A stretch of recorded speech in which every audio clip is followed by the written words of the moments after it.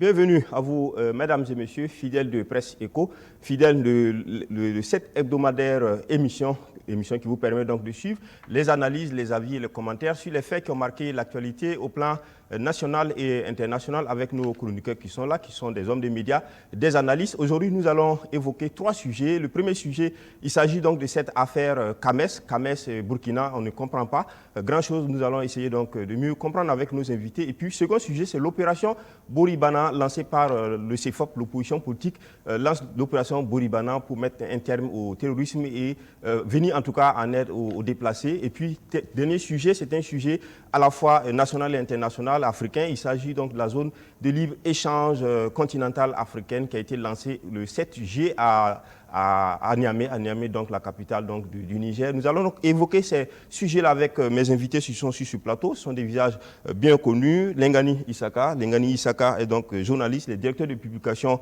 de l'Opinion. Merci Lengani Issaka d'être sur ce plateau. Et puis à ma gauche, Bilgo Lionel. Bilgo Lionel est directeur Afrique de Temeneis Média. Merci Bilgo d'être sur ce plateau en accoutrement face au Danfani. Merci. Et puis à côté juste, on a Parfait Silga est journaliste, il est analyste. Merci Parfait également d'être sur ce plateau. Et puis enfin, Évariste Konsebo, chroniqueur média, il est directeur, il est président donc, du CEDEV, qui est donc une association de défense des droits de l'homme, qui est le SEC d'éveil. Et merci Évariste Konsebo d'être sur ce plateau. Donc ensemble, on va évoquer ces sujets-là qui sont des sujets qui retiennent l'attention. D'abord l'affaire Kames. On va appeler ça l'affaire Kames-Burkina, dans la mesure où c'est une affaire entre le Kames et un du Burkina, donc le professeur Loada, qui finalement, avec les lettres qui se sont envoyées, le ministre donc, centrafricain des enseignements et son collègue du Burkina, l'affaire est devenue pratiquement une affaire Burkina-Kames. Alors, Évariste Konsebo, qu'est-ce qu'on peut mieux comprendre dans cette affaire? D'abord, une affaire Burkina Kames ou une affaire Loada-Kames? C'est une affaire qui a un volet Burkina-Burkinabé et Burkina-Kames, si vous voulez. Alors, le volet, en fait, Burkina, c'est le problème qu'il y a entre le professeur Soma, et qui fut l'étudiant d'ailleurs du professeur Loada, et qui aurait donc maille à partir avec lui dans le cadre de ses exercices en tant que président du jury du comité spécialisé en sciences juridiques et de trucs de droit. Donc, c'est un comité qui examine les travaux pour faire passer donc, le candidat en professeur titulaire. Donc, le professeur Loada est président de ce jury-là. Et le professeur Soma contesterait donc son objectivité. Ça, c'est un autre volet. C'est ça donc le volet Burkina-Burkinabé. Maintenant, l'autre volet, c'est qu'il y a une décision du secrétaire général du CAMES qui donc suspend donc le professeur Loada. Mais là où c'est un peu, il y a de la brouille, c'est que sur les réseaux sociaux, nous avons vu bien sûr en filigrane un dossier qui avait trait donc à une candidate béninoise, Madame Dandi, qui aurait été suspendue pour avoir utilisé un faux et se faire donc titulariser dans le cadre justement du comité qui était présidé par le professeur Augustin Loada. Mais là où c'est difficile aussi à comprendre parce que c'est un jury, c'est comme un examen. Le professeur Loada est président de ce comité, mais il y a d'autres membres qui sont, je pense que dans le mécanisme du CAMES, il y a 2 pays, 2 représentants par pays. Donc lui, il était le président. Maintenant, le problème encore, tel que j'étais comme ça dans la presse, on a l'impression, il y a le faux qui est avéré, puisqu'il y a eu des sanctions pour d'art et autres tout, il y a eu des sanctions pour manquement à la déontologie. Mais si on veut regarder un peu le déroulé, les dossiers sont déposés au CAMES. Maintenant, une fois que les dossiers atterrissent au niveau du comité, qui est présidé par le professeur Loada, ils n'ont pas de compétences pour vérifier si les pièces sont fausses ou pas. Donc, à ce niveau, il faut donc noter qu'il n'y a aucune décision qui sanctionne le professeur Loada. D'ailleurs, même s'il y avait sanction, ça devait être collégial, puisque les jurys délibèrent de façon collégiale. Il n'y en a pas eu. Maintenant, sur ce, il y a eu donc la suspension. Pour expliquer la suspension, on avance des éléments. Bon, les éléments, c'est quoi? On fait en fait allusion au cas de Mme Dandi, dans lequel il n'y a aucune décision qui condamne le professeur Loada. C'est un. Deuxième élément, on dit que le professeur Loada aurait été convoqué pour s'exprimer et il ne se serait pas manifesté. Bon, il était hors du territoire. Vous savez bien que le siège du CAMES se trouve à Ouagadougou. Il était en Nouvelle-Calédonie, je pense. Et sur là-dessus aussi, il pense qu'il n'a pas eu les moyens aussi pour venir. Et il a même proposé d'autres voies par l'éthique pour communiquer. Il n'y a pas eu de suite. Maintenant, bon, voilà, donc vous voyez. Donc, sur la question de la plainte du professeur Soma, qui semble être la plainte en fait qui a amené le CAMES à estimer que le professeur Loada ne pouvait pas siéger pour cette fois-ci, le temps que ce dossier soit complètement évacué. Oui, mais là-dessus aussi, c'est 2 poids 2 mesures, parce que le professeur Loada aussi a déposé une plainte contre le secrétaire général du CAMES. Ça n'a pas été vidé, mais le secrétaire général du CAMES exerce pleinement.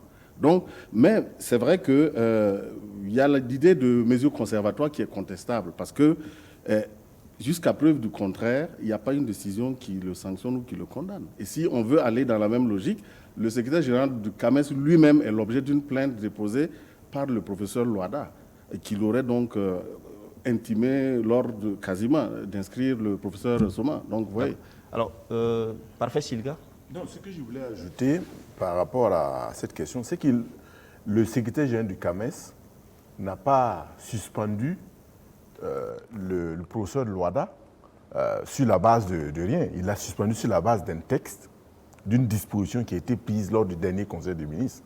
Et j'ai entendu dire, enfin, selon les informations que j'ai recueillies sur cette affaire-là, c'est que le ministre, notre ministre, le professeur Maïga, en tout cas, aurait dit aux universitaires à Ouaga ici que cette disposition était pratiquement, pas forcée, mais frauduleusement insérée lors du Conseil des ministres, alors que, bon, les gens étaient fatigués, il était 22h et tout. Mais en même temps, la décision qui était prise là, elle n'est pas contre la loi. C'est-à-dire qu'elle est conforme à la loi.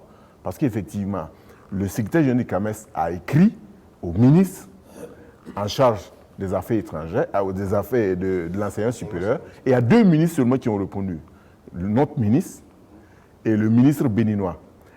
Et les autres n'ont pas répondu. Donc, le ministre a dit, donc il y a 3 scénarios qui étaient proposés dans la lettre du secrétaire général, c'est-à-dire qu'on suspende tous les membres du jury, qu'on suspende le professeur Loada. Il y a une autre, voilà, il y avait 3 scénarios. Et effectivement, le secrétaire général penchait pour la suspension du professeur Loada. Et c'est ainsi que, effectivement, comme il n'y a pas eu de réponse, le ministre béninois de l'enseignement supérieur a effectivement pris cette décision. Donc c'est ça. Le deuxième problème qui se pose effectivement, quand on regarde un peu comment le Burkina réagit par rapport à cette affaire, je dirais, bon, il y a d'abord le fait que le professeur Loada a été humilié à Bangui, ça il faut le dire. Parce que le professeur là, c'est tout le Burkina. Voilà. Bon, disons-le, il a été humilié parce que à partir du moment où il a été suspendu, le secrétaire général ne lui a pas envoyé son billet. Et c'est le Burkina qui lui a envoyé son billet. Donc il arrive et à l'aéroport, on lui dit, bon, vous n'avez pas d'invitation.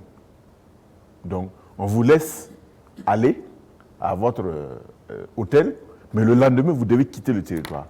Il va à l'hôtel et il se trouve que sa réservation, la réservation de son hôtel a été évidemment supprimée, annulée effectivement par le secrétaire général. Donc vous voyez, on aurait pu éviter ça tout simplement. Il n'a pas été invité.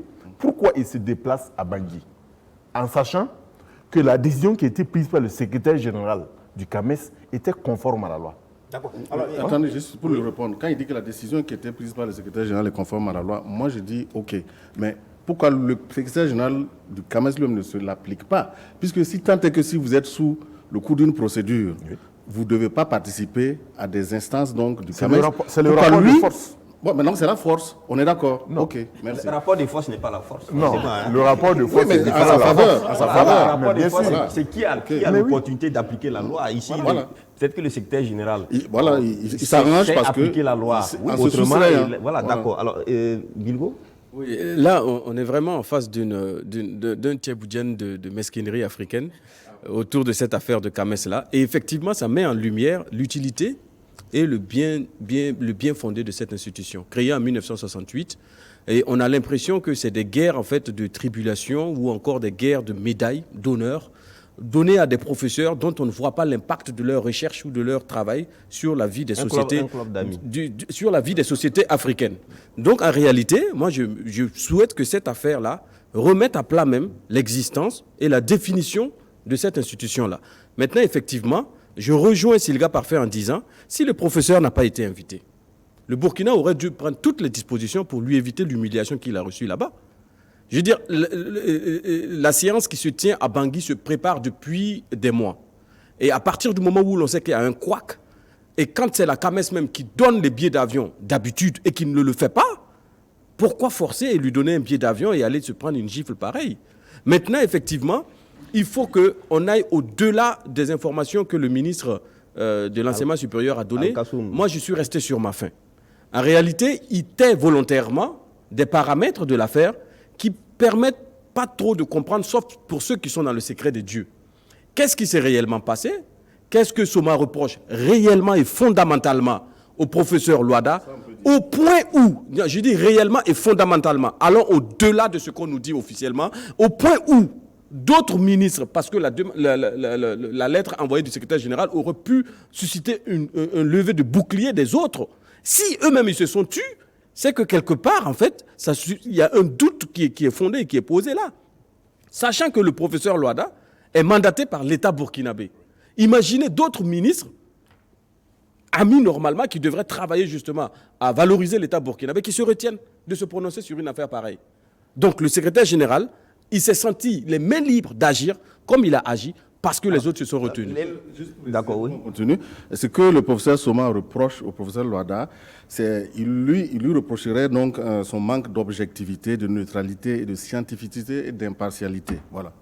C'est ça, en ces termes qu'il a quels sont les formulé. faits? Ça, c'est théorique.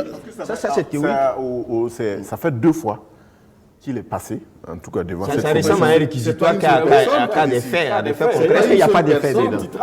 Est-ce qu'il n'y a pas de faits dedans? J'ajoute que le professeur Soma a été dit... l'étudiant du professeur Loada, c'est Oui, ça? non, pas seulement cela. Il dit aussi que le professeur Seni Ouedraogo, dans les mêmes conditions que lui, a obtenu le titre de professeur et lui, il ne l'a pas obtenu. Donc, on revient sur le problème de... C'est un jury, vous savez bien comment ça se passe. Partialité. Voilà. Je sais que sur ce plateau, il y a Lengani qui n'a pas encore pris la parole. Voilà, on va lui donner la parole. Je me permets d'avancer 2 petits mots. Moi, je pense très sincèrement que cette affaire doit nous permettre de remettre à plat et en cause même le CAMES.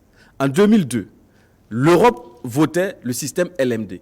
Le système LMD n'est rien d'autre qu'une harmonisation culturelle et fonctionnelle du mode d'enseignement supérieur d'un bloc donné qui est l'Europe. En 2007, comme un singe, sans rien réfléchir, le CAMES vote le LMD. Oui, d'accord, mais avant de parler de critiquer même le CAMES et tout, parlons d'abord de nos oignons.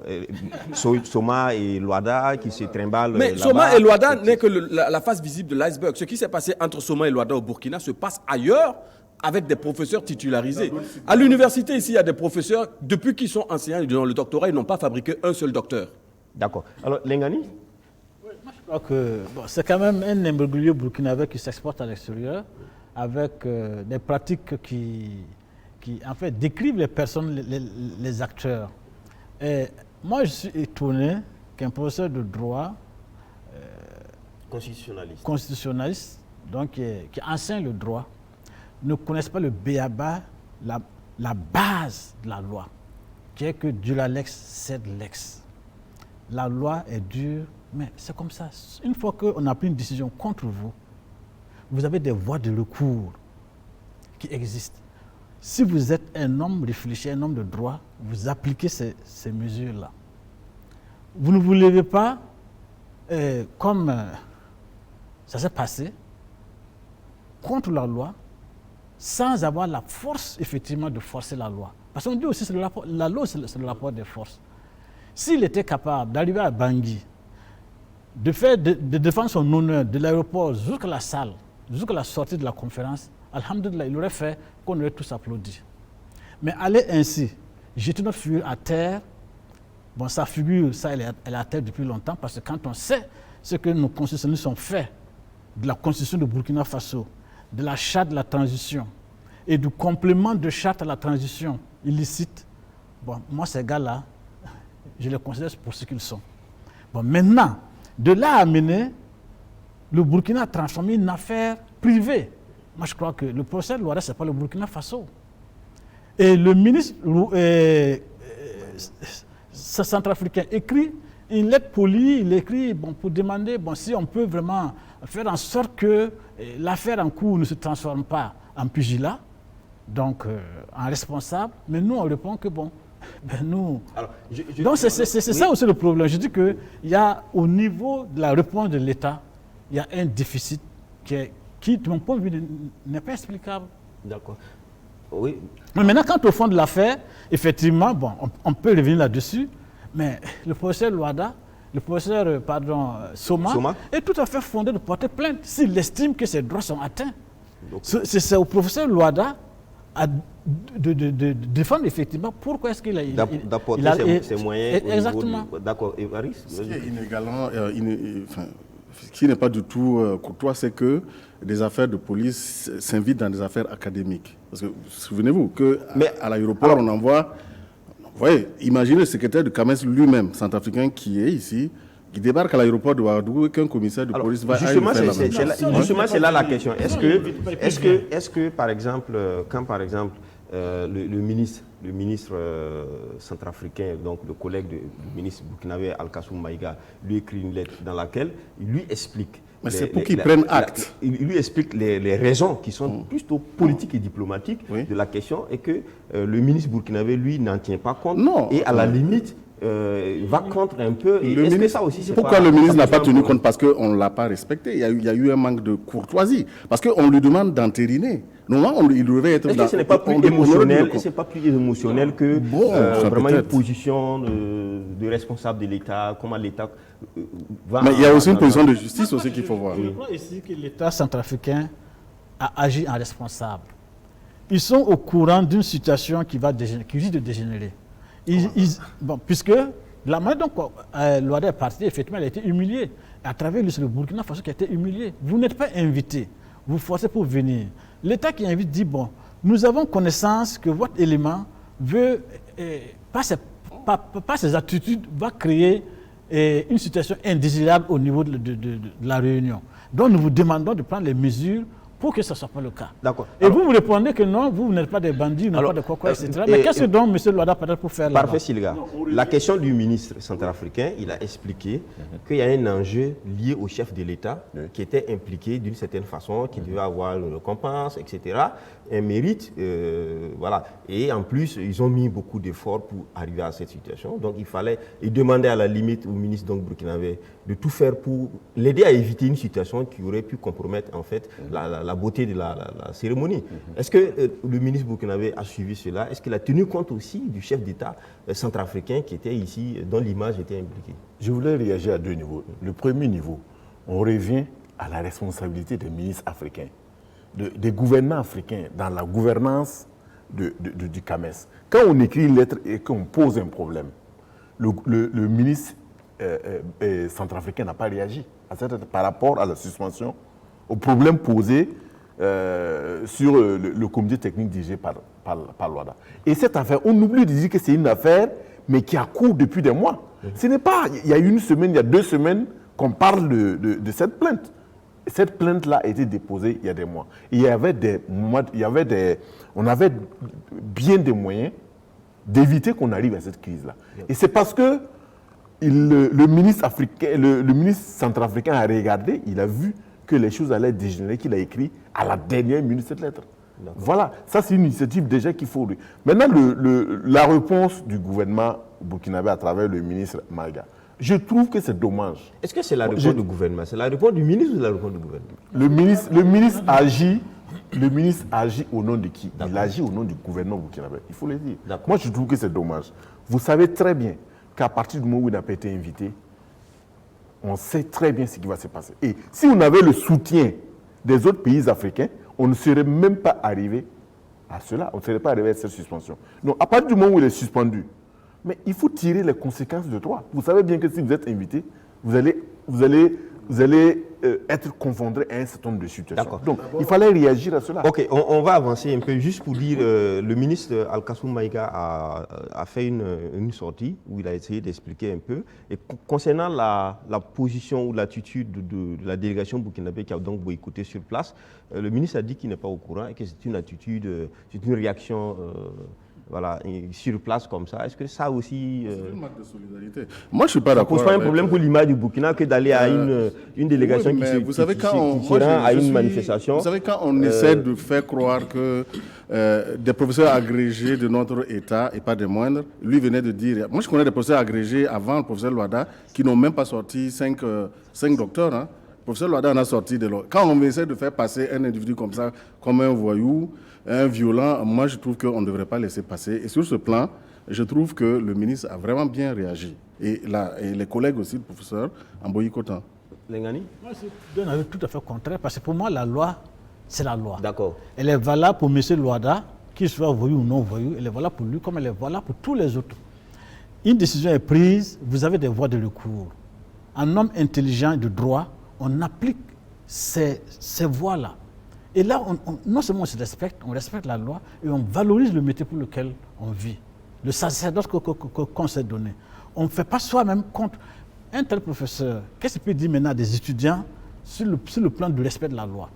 Moi, je crois qu'il y a un problème ici, à son niveau même. Et je crois qu'effectivement, c'est l'ensemble du pays qui est ici mis dans une situation inconfortable. D'accord. Bon, parce que si, là-bas, admettons même qu'il y avait des voies de fait qui étaient posées contre le professeur, bon, qui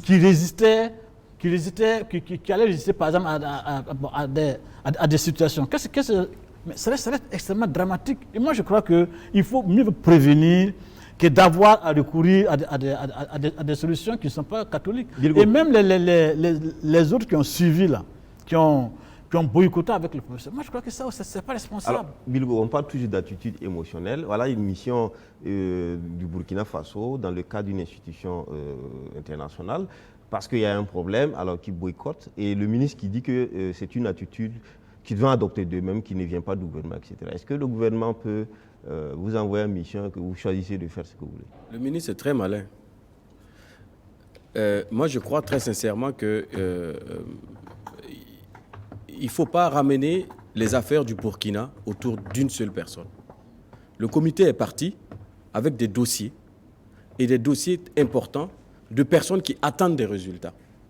Et ce comité-là, en dehors du professeur Loada, pour moi en tout cas, si j'étais membre de ce comité, j'allais demander à ce qu'on aille siéger. Et peut-être même que notre présence là-bas, on allait évoquer la question et surtout montrer notre indignation.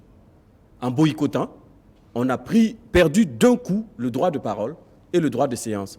Et les dossiers burkinabés qui sont aussi mis sur la table sur cette instance n'auront pas de regard bienveillant ou en tout cas de personnes pour mieux les mettre en lumière. Même si le ministre a dit que ce n'est pas les délégations qui défendent les dossiers, c'est la qualité des dossiers eux-mêmes qui se défendent. Mais encore faut-il que des personnes et des hommes veillent à ce que le regard porté sur ces dossiers soit un regard impartial et surtout un regard pertinent.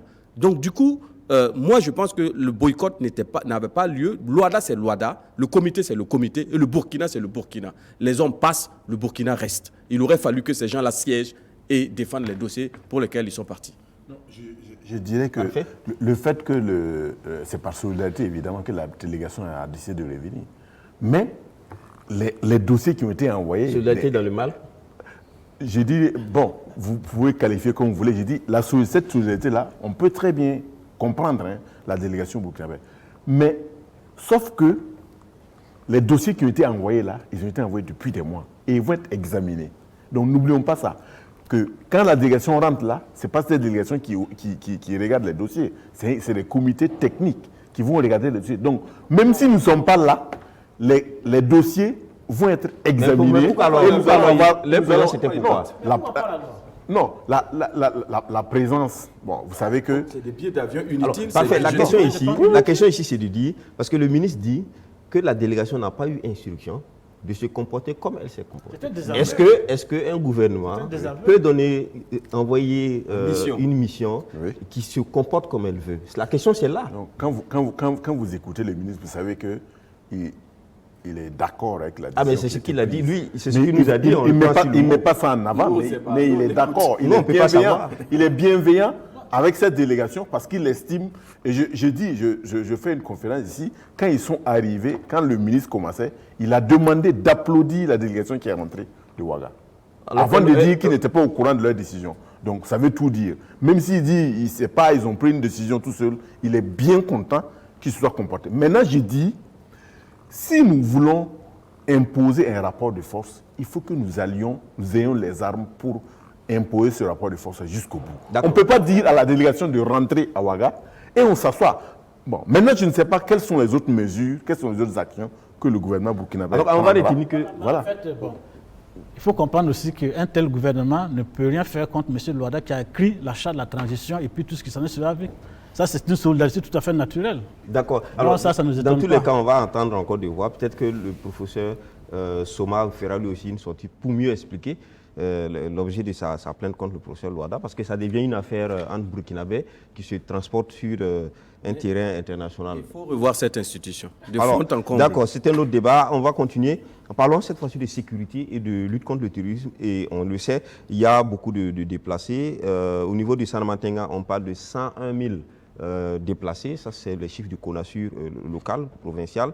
Alors, 101 000 déplacés. Au niveau de Baksalgo, 27 000 déplacés. Alors, des déplacés un peu partout au Sahel et un peu partout. Alors, l'opposition politique a fait donc donner une conférence de presse et a estimé qu'il fallait, elle proposait une opération Boribana pour sécuriser dans toutes les zones là où il y a les mouvements de population qui fuient l'insécurité et bien entendu de réinsérer ces populations qui se déplacent. Parfait. Bonne proposition de l'opposition politique qui touche là certainement un problème clé qui est la sécurisation des hameaux, des villages. Je pense que c'est une revendication des déplacés eux-mêmes. Pour dire là où nous avons été relogés, nous ne sommes même pas en sécurité dans ces lieux. Évidemment, c'est une question très importante à prendre en compte par le gouvernement, parce que quand les gens ont l'impression qu'ils quittent, excusez-moi, le caca pour aller tomber dans l'anus, bon, évidemment, ce n'est pas très heureux. Et aujourd'hui, le problème, c'est ça. C'est ça, effectivement, parce qu'on a de plus en plus de déplacés à l'interne. Et en plus des problèmes basiques qui sont posés, c'est-à-dire les problèmes alimentaires, les problèmes de logement, les problèmes d'hygiène et tout, mais il y a le problème de la sécurité qui se pose sur ces sites. Donc, pour moi, c'est une question à adresser de façon très précise. Ça veut dire qu'il faut que le gouvernement puisse prendre des mesures pour que, effectivement, sur tous les sites où il y a des déplacés, là, que la sécurité puisse... Alors, l'opposition s'étonne aussi que le gouvernement ne s'intéresse pas à la question, pas du tout. Non, moi je dirais que quand on dit que le gouvernement ne s'intéresse pas à la question, non, ce n'est pas vrai. Parce que vous parlez tout de suite des chiffres collectés par le CONASUR. Le CONASUR est une structure du ministère de l'Action sociale. Donc quand on dit que le gouvernement ne s'intéresse pas, bon, ce n'est pas vrai. Parce que je pense qu'il y a des actions qui sont menées sur les différents sites. Rien que pour recenser ces déplacés, il faut mener des actions, il faut envoyer des équipes sur le terrain. Maintenant, on peut estimer que toutes ces actions sont insuffisantes. Et c'est le sens des manifestations organisées par les déplacés par exemple, on a eux-mêmes. vu une marche des déplacés à Bassalgo. Évidemment, on peut dire que les actions actions sont insuffisantes. Mais dire qu'il n'y a rien qui est fait pour se déplacer, non, ce n'est pas vrai. Mais à l'arrondissement 9 à Ouagadougou, il n'y a rien qui est fait, par exemple. Il y a on rien, a dit des repartis. Non, ce n'est pas... Non, on ne peut pas dire qu'il n'y a rien qui est fait. Le fait de les accueillir là est déjà une action. Maintenant, il faut dire, on ne peut pas accueillir quelqu'un et dire, bon, c'est largement suffisant, vous avez une école où vous êtes protégé de la pluie. Non, ce n'est pas suffisant. Pour moi, quand on accueille des personnes qui sont dans un niveau de détresse très élevé, il faut veiller à ce que tous leurs besoins soient pris en compte, même les besoins psychologiques. Je pense que il faut prendre tout ça en compte. Évariste Konsebou, les déplacés sont-ils accueillis et voilà, dans l'attente d'autres mesures pour les prendre en charge? Le terme est fort quand vous dites est-ce qu'ils sont accueillis? Je ne sais pas, parce que de ce que nous savons, déjà il y en a même qui payent même des espaces pour occuper, il y en a qui se nourrissent par leurs propres moyens. Bon, c'est vrai qu'au niveau des actions, l'absence en fait d'action visible sur le plan sécuritaire pose un problème sérieux. Je dis problème sérieux parce que nous sommes un pays, nous avons une armée, nous avons des FDS et tout.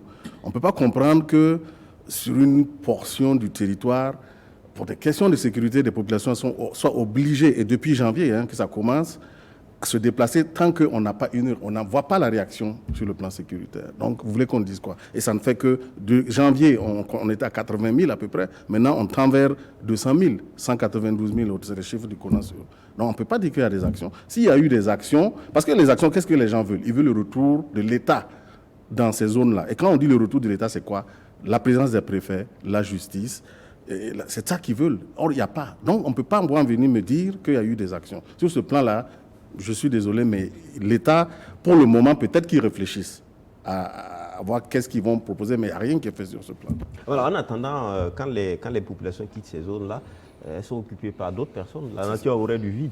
Alors, pour l'opération, par exemple, de l'opposition, la proposition d'une opération Bouribana, est-ce que ce n'est pas trop tard? L'opposition n'a pas trop dormi pour se réveiller aujourd'hui poser des autres. Nous, sur ce plateau, dès le début de la saignée, on a dit qu'il fallait vite arrêter ça et qu'il fallait occuper, parce que c'est des risques. Et c'est que l'opposition ne fait que tirer une conclusion que nous espérons ne va pas arriver. Il disait qu'on risque de se retrouver un jour, se réveiller un jour et trouver que la configuration du pays a changé.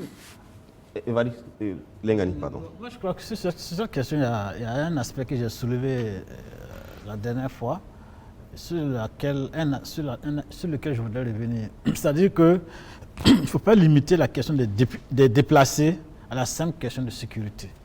Il y a même la question de l'alimentation des populations, des vivres. Il y a même le minimum vital pour vivre, en termes de denrées comme en termes d'accès à l'eau. Et quand vous regardez les déplacés, ce sont quoi? Ce sont la plupart des femmes, les femmes, les enfants et les personnes âgées.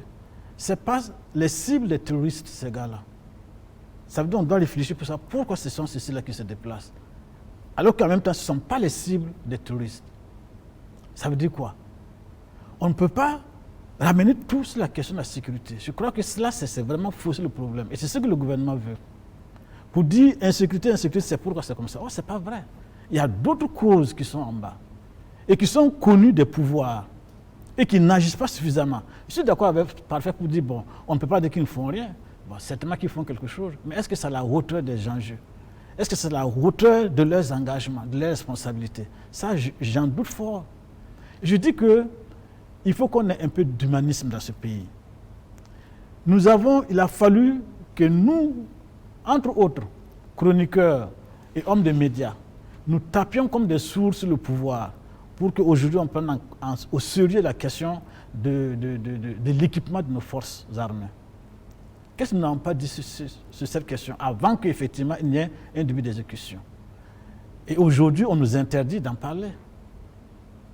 Aujourd'hui, même sur la question des déplacés, je crois qu'il faut que les médias vraiment se mettent au sérieux pour obliger le pouvoir à prendre des mesures, à prendre des actions. Parce qu'effectivement, comme l'a dit Évariste, ça ne fait qu'aller de mal en pire. Et je vous assure que sur les lieux où sont hébergés les déplacés, il y a un véritable trafic humain inacceptable et indescriptible. Il y a un trafic humain en bas de cette affaire. Et ça, c'est extrêmement grave. Au-delà de l'insécurité, au-delà de la question de vivre, de pouvoir se nourrir, il y a des pratiques extrêmement exécrables. Je dis que l'État a intérêt à se réveiller. À se réveiller, sinon, ce qu'on craint, ça commençait par des petites marches.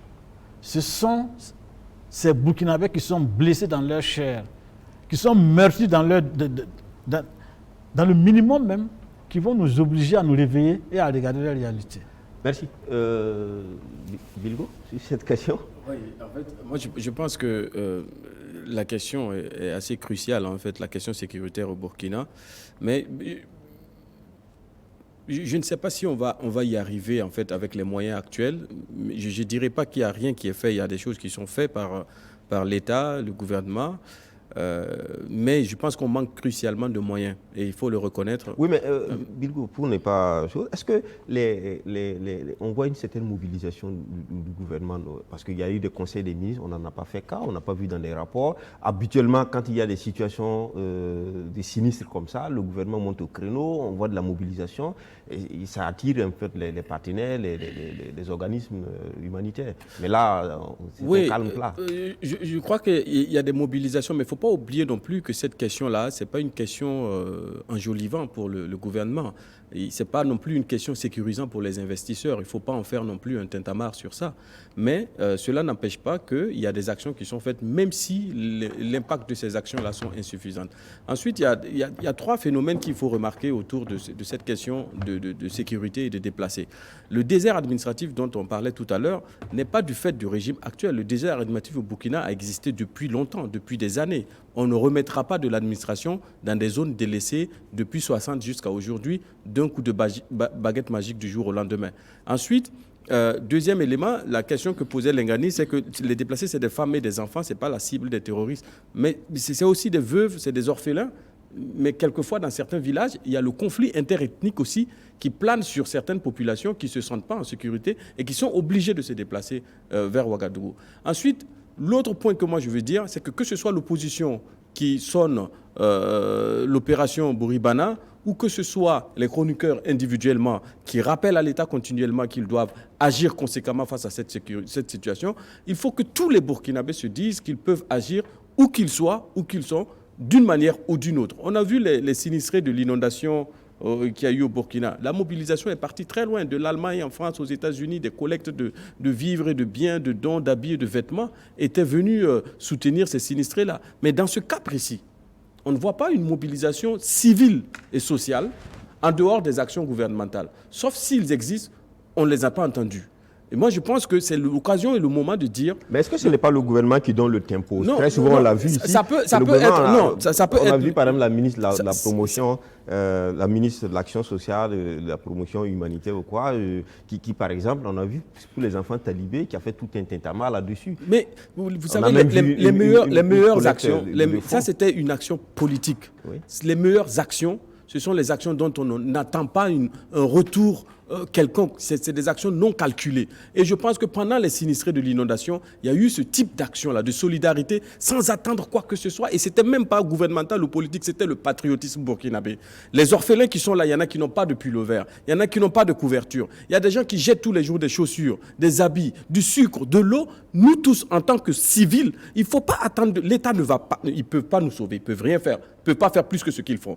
Maintenant, c'est à nous, civils, de nous mobiliser pour apporter aussi ce que l'on peut faire pour aider ces gens-là. D'abord, je pense que l'État a le devoir de rapporter la sécurité aux citoyens. Ça, c'est un. De deux, quand on parle de désert administratif depuis 60, non, je n'ai pas dit ça. De 1960 jusqu'à récemment, il n'y avait pas de déplacement des populations. Arbinda, Djibo, il y avait quand même une administration. On ne venait pas dans les villages d'Arbinda fermer les écoles, chasser les gens, chasser l'administration.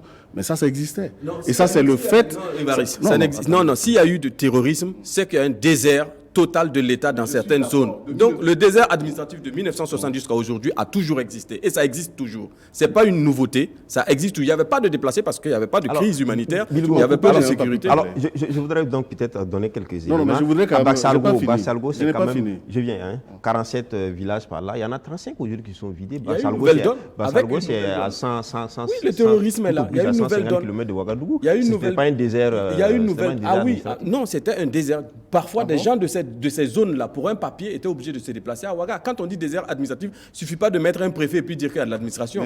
Et combien de zones ce préfet couvre? Combien d'administrateurs publics et civils et étatiques sont dans ces zones-là? Et ensuite, il y a une nouvelle donne qui existe. Vous parlez comme si, depuis 1960 à aujourd'hui, il y avait le terrorisme. Les gens se déplacent parce qu'ils sont tués. C'est tout. Ce n'est pas parce qu'ils se déplacent aujourd'hui qu'il y avait une présence administrative. D'ailleurs, le fait qu'ils soient tués, c'est que l'État n'y était pas. Il n'y avait pas de police, il n'y avait pas de gendarmerie, il n'y avait pas de militaires dans ces zones-là. Le désert administratif, c'est un échec collectif, ce qui se passe aujourd'hui, du régime passé et du régime actuel. Ce n'est pas une... Là, je suis d'accord quand il dit que c'est une responsabilité collective du régime passé et du régime actuel. Là, on est d'accord. OK. Maintenant, quand il revient sur l'inondation de 2009, je pense, mais il oublie que l'État a décrété l'état de catastrophe, non? Tout à fait. Jusqu'à présent, vous avez entendu le gouvernement dire qu'il y a eu une catastrophe par rapport à la question des déplacés. Pourquoi voulez-vous que les gens se meuvent? Si au niveau interne, nous-mêmes... Non. Si au niveau interne, nous-mêmes, est-ce que c'est la lecture? Est-ce qu'on a reconnu que c'est un problème pour le moment, officiellement? Alors que l'opposition semble dire, l'opposition estime qu'il y a... C'est ça la question. Il y a une indifférence c'est ça la question. Du gouvernement. Moi, je crois Lengani, le désert administratif. Le désert administratif, vraiment, moi je crois qu'il faut qu'on grandisse un peu. Pourquoi je dis cela? Parce que c'est trop facile si on raisonne comme ça. Parce que hier, c'était le désert, donc c'est le désert qui explique la situation d'aujourd'hui. Moi, je ne crois pas. Je ne crois pas parce que c'est le fatalisme, ça entraîne au fatalisme. On n'a pas pu hier, donc on ne peut pas aujourd'hui. Ça a commencé depuis avant l'indépendance, puisque je vous assure hein, que pendant la colonisation, il n'y a pas autant d'administration au nord qu'il y en a aujourd'hui, malgré qu'il y ait eu la chose. Donc, c'est pour dire que le pays se construit. Il se construit avec des efforts qui sont faits chaque année par tous les Burkinabés pour permettre d'avancer. Il y a une nouvelle donne qui est là, qui oblige, parce que quand on parle de désert actuellement là, moi je suis tout à fait d'accord avec le préfet qui fuit parce qu'il n'est pas en sécurité. Je suis tout à fait d'accord avec l'instituteur qui fuit parce qu'il n'est pas en sécurité. Je suis tout à fait d'accord avec le médecin qui fuit, l'infirmier qui fuit la zone parce qu'il n'est pas en sécurité. Donc c'est une question de sécurité pour ces gens-là d'abord. Et c'est à l'État de s'assumer. Ce n'est pas à l'État d'hier, c'est à l'État d'aujourd'hui de s'assumer vis-à-vis de son devoir de protection de ses agents et vis-à-vis de son devoir de protection vis-à-vis des populations. Ce n'est pas une affaire qu'il faut aller chercher le colon. C'est une affaire d'aujourd'hui, c'est un problème qui est posé aujourd'hui. Il faut apporter les solutions aujourd'hui et ne pas se tabler sur le fait que, bon, théoriquement, dans le passé, il n'y a pas un préfet par burkinabé pour dire que c'était un désert. Je crois que l'objectif, ce n'est pas ça. Et je voudrais aussi dire qu'il faut prendre la question au sérieux. La prendre au sérieux, c'est tenir compte des souffrances réelles des populations. Qu'est-ce que ces populations veulent aujourd'hui? Elles veulent de la sécurité, mais elles veulent aussi des conditions qui leur permettent de vivre dans leur village. Comme l'a dit quelqu'un ici, mais ces personnes qui se déplacent là, mais elles savent très bien qu'en venant ici, elles ne vont pas forcément trouver les meilleures conditions de vie. Bien au contraire, elles sont déracinées et même les voyages, etc., les moyens de transport, les souffrances, tout ça. Bon, donc c'est pour dire que le plus important, ce n'est pas d'accueillir les gens ici, mais c'est de faire en sorte que ces gens puissent rester là où elles sont. Et pour qu'elles soient, c'est la sécurité et c'est aussi pouvoir vivre tous les jours. Oui. Bilgo voulait dire quelque chose. Je suis d'accord avec Lengani, il faut qu'on grandisse dans ce pays-là. Que la mesquinerie politique, les dessins sur des sujets qui sont très importants, là, on se départisse de ça et qu'on parle sans émotion, de façon objective. Comment peut-on résoudre des problèmes d'aujourd'hui dans tous les peuples du monde entier sans se référer aux responsabilités du passé? Tout problème a une source et une origine. Tant qu'on n'a pas identifié, on ne pourra pas avoir de solution. J'arrive, je termine. Quand il parle du désert administratif, depuis la colonisation, il n'est pas sûr qu'il y avait... Mais du temps de la colonisation, le Burkina comptait 1 200 000 habitants. Ensuite, en 1984, le Burkina, c'était 7 millions d'habitants. Proportionnellement à la présence administrative, il y avait plus d'administration que ce qu'on a aujourd'hui. Je voudrais juste... Oui, on ne va pas rentrer dans ce débat. On ne va pas rentrer dans ce débat de la... Est-ce que une question très simple. Ok, d'accord. Une question très simple. Le Burkina a des frontières qui sont protégées. Est-ce que ces frontières ne désignent pas le territoire burkinabé, ne désignent pas la présence de l'autorité burkinabé jusqu'au contrée, jusqu'au proche des autres pays? On a eu des conflits, des litiges ici fonciers ou de frontières avec le Bénin, par exemple. Est-ce que ça voudrait aussi dire que parce qu'il n'y a pas un préfet, donc on n'a pas le contrôle jusqu'à la frontière? Est-ce que c'est ce que ça voulait dire ici? Non, attendez. Si vous limitez la présence administrative à un préfet ou à un juge, je suis désolé, c'est tout un ensemble. Le préfet, d'ailleurs, pour qu'il siège, il faut d'abord une sécurité, il faut l'armée.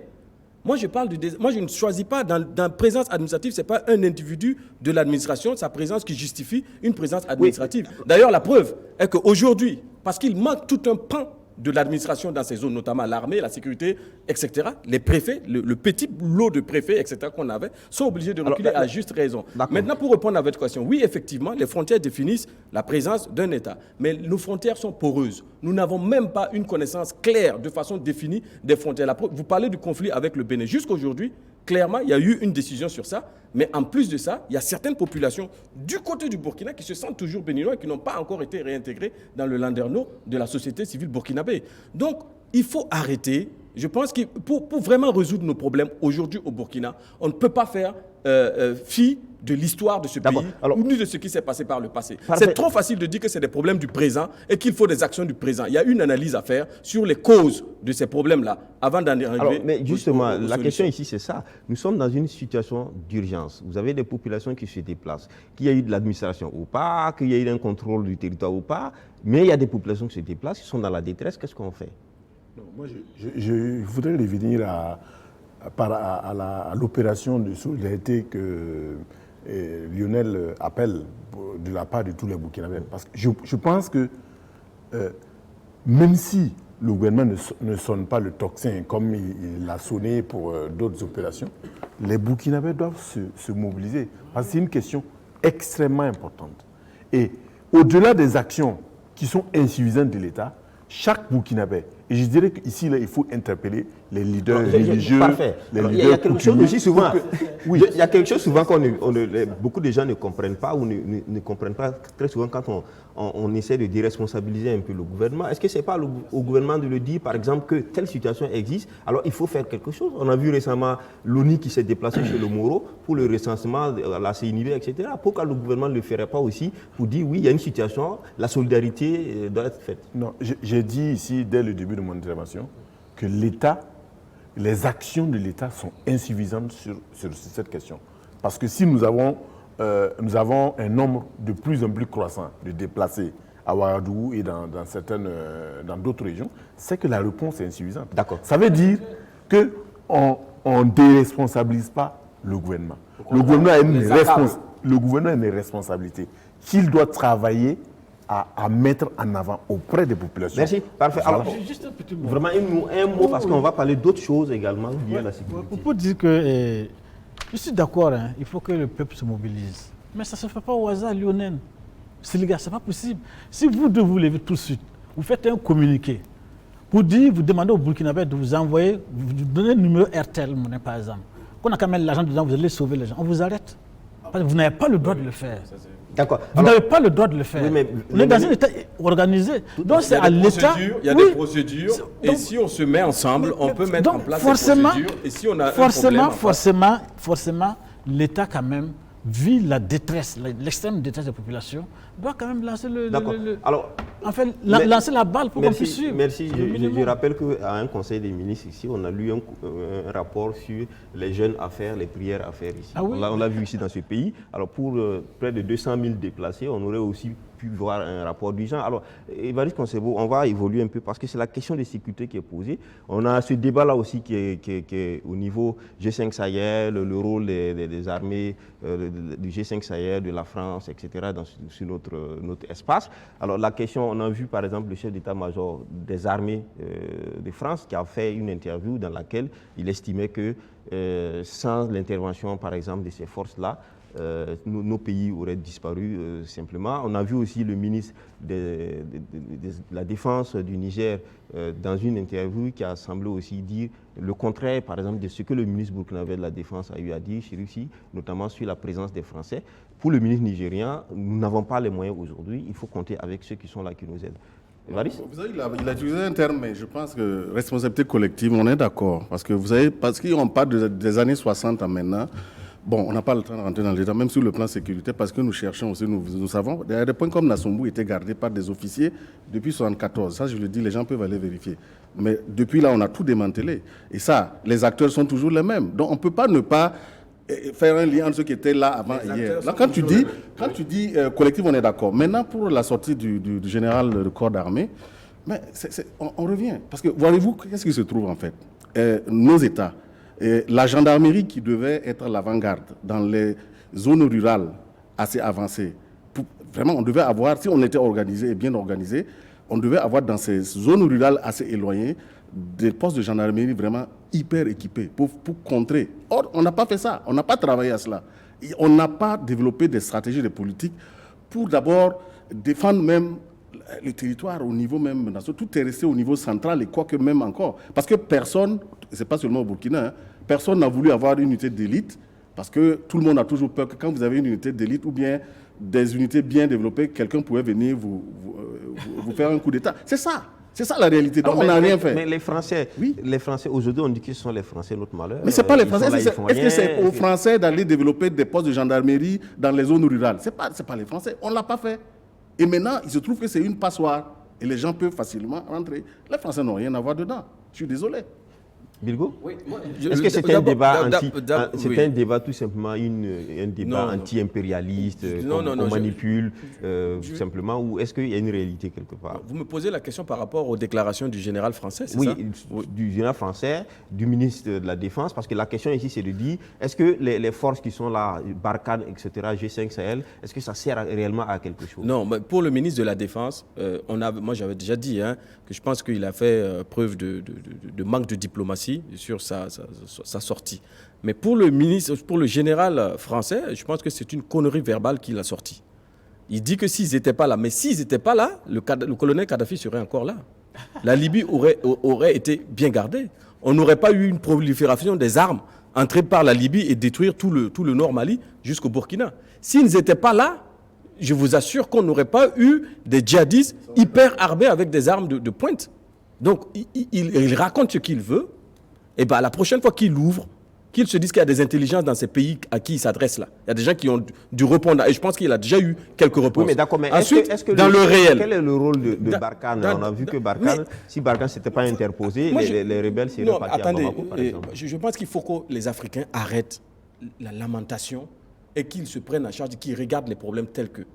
Les Français ne sont là que pour protéger leurs intérêts. La vie d'un Africain n'est rien face à une balle, une douille de combien de millimètres qui coûte 0,25 centimes d'euros ou 2 euros. C'est des intérêts, point barre. Barkhane est là où il faut sécuriser des intérêts futurs ou à venir de la France. La présence n'enlève en rien le fait... Oui, mais d'accord, ça c'est un... J'allais dire, est-ce que ça c'est un débat idéologique peut-être, mais est-ce que quand par exemple la mine et sa canne est encerclée par des hommes armés et que l'armée française se détache pour aller prêter main forte à l'armée burkinabé sur demande de l'État burkinabé, est-ce que ça aussi, ce sont des intérêts français? Vous traitez d'idéologie ce que moi je qualifie de réalisme. Ça c'est le réalisme. Ce que vous dites là, c'est de l'idéologie. Parce que l'État burkinabé, si l'État burkinabé dort sur le fait qu'il y a les Français qui vont les aider, on est mal barré. Voilà, ça c'est un. Très rapidement, je termine sur ça. Il faut regarder une chose. On a parlé des Korluego. On fait comme si avant l'arrivée de la gendarmerie, mot importé, ou de la police, système de sécurité importé, le Burkina ou les pays africains n'avaient pas de système de sécurisation. Vous savez que la question, par exemple, des Korluego, les Korluego sont plus anciens que la gendarmerie et la police mélangées dans ce pays et dans tous les autres pays. Nos royaumes, nos villages étaient sécurisés avec un système de renseignement ultra performant. Aucun étranger ne pouvait traverser 5 villages sans qu'il ait été informé des autres villages. Comment on ne peut pas repartir, étudier ces process-là et les réintégrer parce que, 1, ça coûte moins cher, 2, c'est nous-mêmes, on n'invente rien, et 3, ça va être plus efficace en plus de la présence gendarmerie policière. On vient nous vendre des systèmes avec du matériel dont on ne fabrique pas. Est-ce qu'on fabrique un seul tenue? C'est aussi nos États qui signent ces accords-là. Mais il faut justement, c'est pour ça que je dis, nos États ont failli. Il faut de l'intelligence dans la gouvernance politique africaine. D'accord. Alors, parfait, Sylvain. Il a parlé tout de suite d'intérêt. Quand vous regardez le G5 Sahel, à un moment donné, on a parlé de contribution de l'Union européenne pour le matériel. Mais la clause, c'est que cet argent devait servir à payer du matériel français. Laquelle clause? Vous avez une référence de cette clause-là? Parce qu'il ne faut pas qu'on dise des choses ici sans... Non, le principe d'achat, le matériel... Non, vous avez une source aussi. Si, la source est dans les accords signés avec le financement du G5. L'apport de l'Union européenne est conditionné à ce que le matériel soit acheté par des fabricants d'armes. Ce n'est pas forcément l'Union européenne, même les Canadiens, c'est pareil. Mais voilà. Non, je continue pour dire, les Africains doivent savoir une seule chose. Quand les autres peuples interviennent en Afrique, c'est parce qu'ils ont des intérêts précis. Et le général français a dit clairement, c'est la stratégie du containment. Pourquoi? Parce que si on laisse l'Afrique s'effondrer, les terroristes vont arriver chez eux et on va avoir une migration vraiment importante et ils vont envahir l'Europe. Mais c'est ça, quand les autres interviennent, Oui, ils ont une... alors, est-ce Mais que nous devons leur avoir- intérêt n'est pas superposé au nôtre, de sorte à Non, ce qu'ils se non, non, disent, non. il faut qu'on les aide Non, à pas du éradiquer tout, le mal pas du pour ne pas tout. qu'ils nous parviennent. Nos intérêts sont diamétralement opposés. C'est clair. Ce qu'il faut dire, le problème, c'est que nous ne savons pas ce que nous voulons. D'accord. C'est tout. Lengani, très on ne rapidement, sait pas sur ce qu'on a. très rapidement, C'est la volonté qui... très rapidement, c'est ça, en fait. Lengani, on va passer au dernier sujet. Moi, c'est un débat qui me fait sourire. Pourquoi? Parce que je revis mes moments de l'université de Ouagadougou où dans les amphithéâtres et dans les petits cercles, nous faisions et défaisions le monde à chaque réunion sur des théories qui Maximalistes. qui s'avèrent aujourd'hui inopérantes. Bon. En fait, moi je suis d'accord que nous devons nous ressourcer sur nous-mêmes, repartir sur nos fondamentaux au niveau sociétal pour bâtir l'Afrique nouvelle, pour bâtir nos États nouveaux. Je suis tout à fait d'accord pour ça. Mais je dis aussi qu'il faut regarder les réalités contemporaines.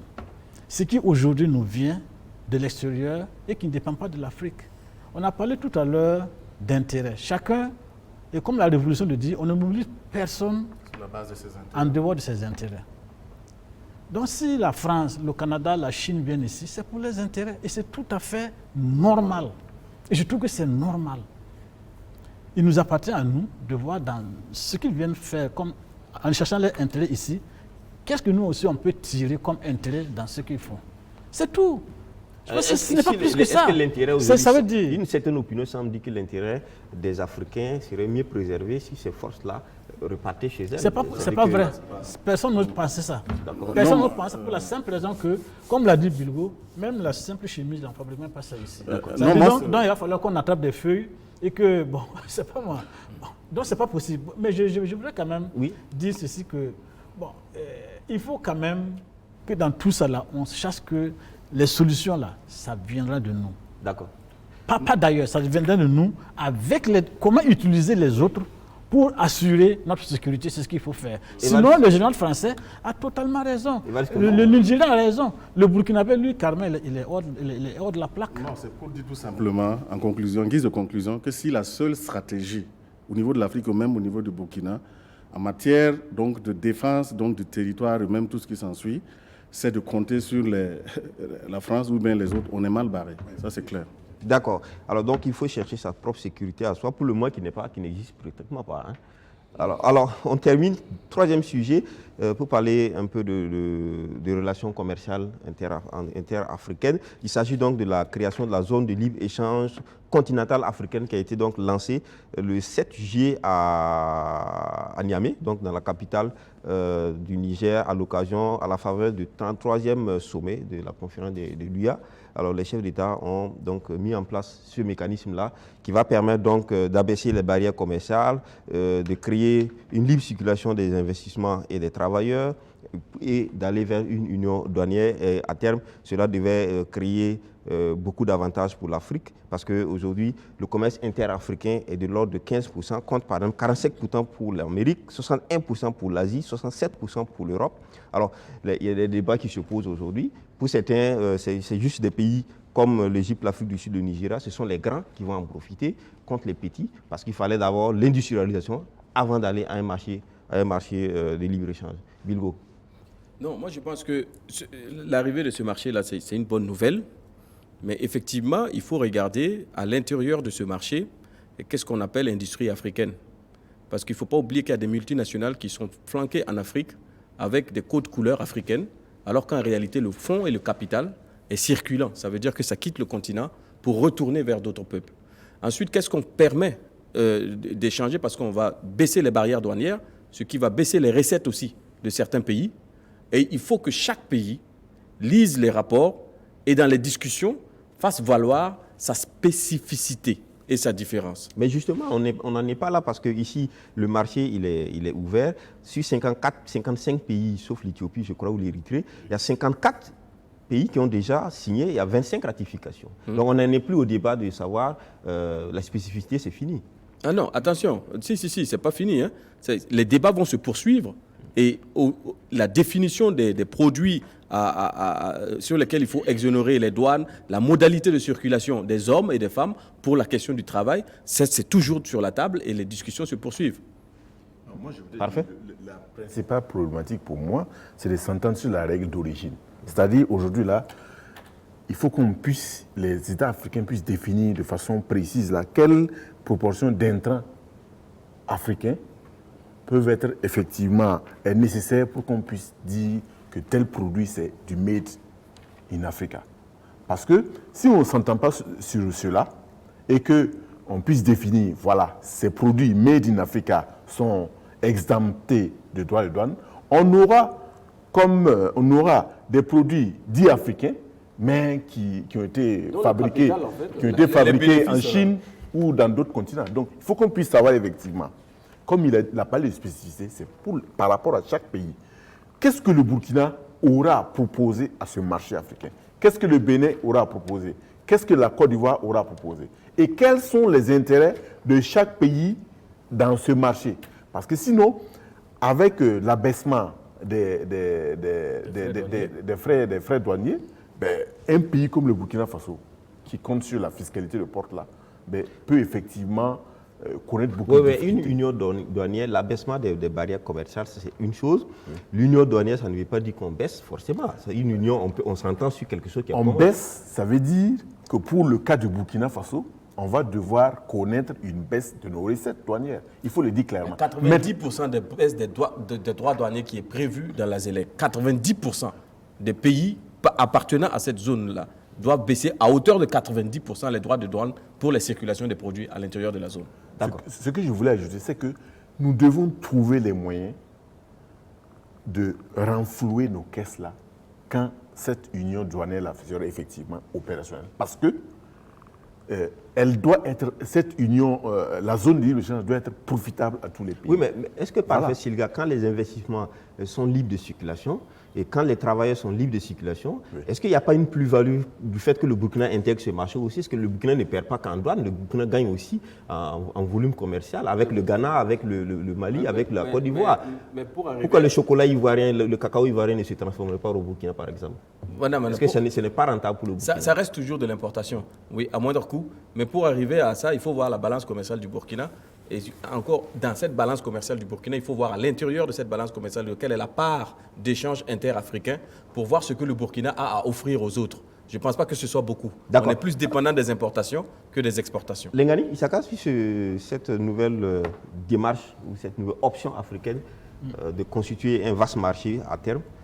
D'abord, il faut se réjouir qu'en fait, on commence à voir le bout du tunnel, quoique il est encore très très très loin, parce qu'une chose est d'adopter les principes et une autre est de les appliquer.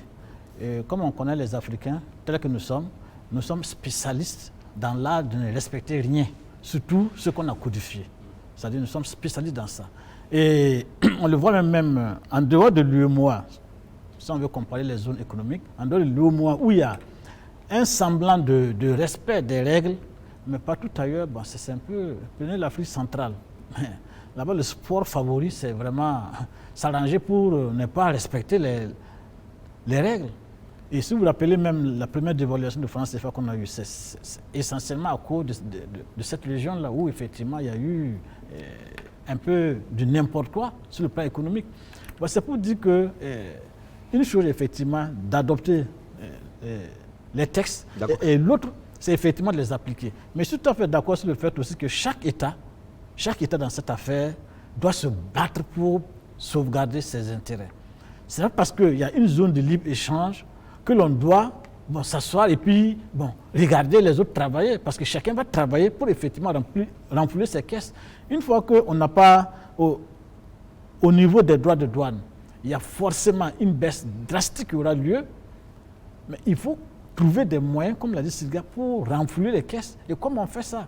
Et par contre, même si les produits, quels produits au Burkina Faso nous pouvons proposer et comment nous pouvons aider nos nationaux à produire pour remplir les conditions qui vont permettre de prendre en compte ces produits-là. Il se dégage ici tout ça, c'est deux des actions. deux idées forces, mais qui sont des problèmes. C'est d'abord le fait que dans le commerce interafricain, il n'y a que les pays qui sont déjà suffisamment en avance qui vont en profiter par rapport aux plus petits pays donc, qui n'ont pas d'industrie, n'ont pas un tissu économique. Par exemple, l'Égypte, l'Afrique du Sud et le Nigeria, à eux seuls, font 50% du PIB africain.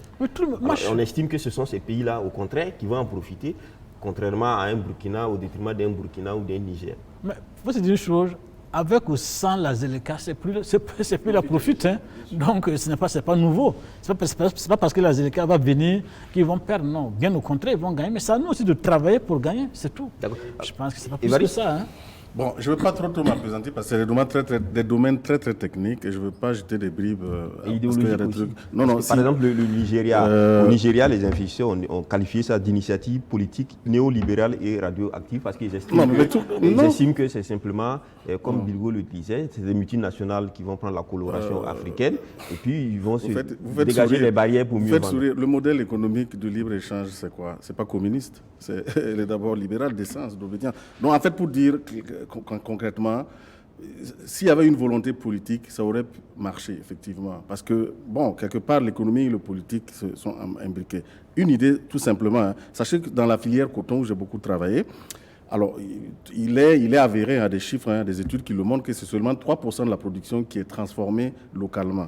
En 2003, ils avaient pris, les États, en fait, avaient pris une décision de porter ce niveau-là à 25% en 2010. En 2019, où je vous parle, nous sommes toujours à 3%. Voilà, c'est juste pour vous donner une idée. Une chose est de prendre des décisions, une autre chose. Et même si cette histoire de zone de libre-échange, puisque c'est le regroupement de chaque zone, en fait, que ce soit l'Afrique de l'Est, Australie ou autre, chacun a sa zone, il y a des études qui ont démontré qui ont évalué le fonctionnement de ces zones-là. Et les résultats sont mitigés. Le seul avantage, c'est que dans certains secteurs, que ce soit communication, énergie, on sent qu'il y a des avancées. Donc, ce n'est pas la panacée, c'est un. Et de deux, c'est vrai que même si on arrivait à y aller, comme vous l'avez bien remarqué, il y a des pays, ça ne va pas profiter à tout le monde. On a dit que dès le 1er juillet 2020, c'est le début des échanges. Ouais, ça fait sourire. Donc, même si on arrivait à y aller, il y aura des mécanismes de réajustement qui feront en sorte, ça va annihiler même les avantages, puisque vous prenez bien le cas de Burkina que vous voyez très bien. On va essayer, ça va être difficile.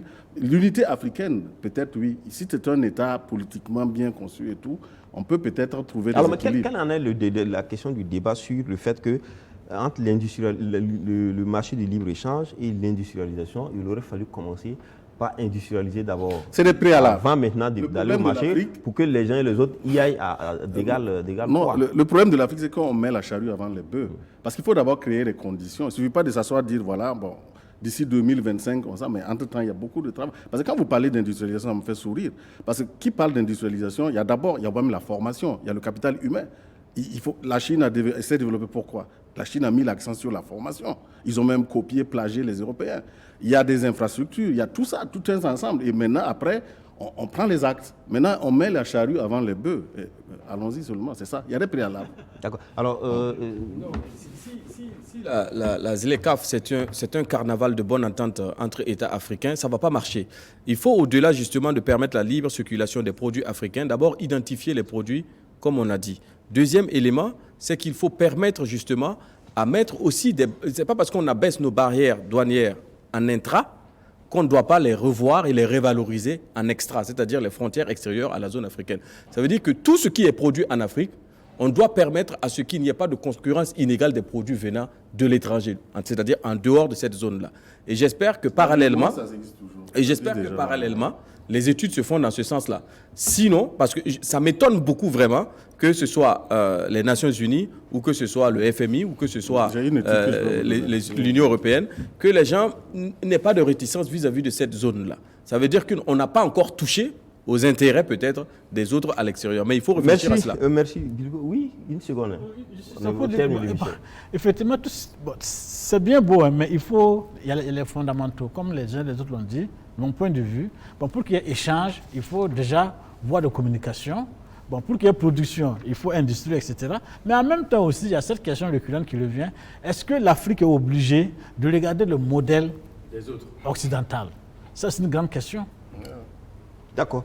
Merci à Lengani. Sur ce mot, on termine l'émission. Je voudrais vous remercier. Ah bon? Alors, une fois de plus, nous sommes pratiquement à notre troisième émission sans donc la possibilité de donner donc la parole aux téléspectateurs comme on le faisait dans le cadre de l'interaction. Alors, on n'a pas pu le faire. On tient simplement à dénoncer cette situation qui entrave donc la liberté d'expression et le droit des populations à prendre la parole. Et on tient à interpeller ici nos collègues donc, qui sont au niveau du CSC, Aziz Bamogo donc, qui est le vice-président, Amidou Idogo qui est le directeur de la communication, Bourema Diallo qui est le directeur de cabinet, Jeanne Koulibaly, Alexis Konkobo, Victor Sanou, Seyni Dabo et Zoumana Jampa. Ce sont deux personnes qui ont été ceux-là qui ont milité au Burkina pour que la liberté d'expression, la liberté de presse soit une réalité. Malheureusement, aujourd'hui, on ne comprend pas cette situation. Trois séances sans pouvoir mettre le contenu qu'il faut pour donner la parole à nos téléspectateurs. On espère bien que pour la prochaine fois, ce sera fait. Je vous remercie de tous êtes passés. Merci à vous téléspectateurs de nous avoir suivis. On se donne rendez-vous la semaine prochaine pour un nouveau numéro de Presse Eco. Mais bien avant, je vous présente donc ceux qui étaient autour de ce panel. Évariste Concebo, les chroniqueurs médias, président du Cercle d'éveil, qui est une association de défense des droits de l'homme. Merci Évariste d'être passé. Parfait Silga, journaliste, analyste, merci Parfait d'être sur ce plateau. Bilgo Lionel, le directeur Afrique Téménis Média, merci Bilgo d'être passé. Et puis Lengani Isaka, le journaliste, directeur de publication de l'opinion. À vous tous, on dit la semaine prochaine pour un autre numéro, si Dieu le veut.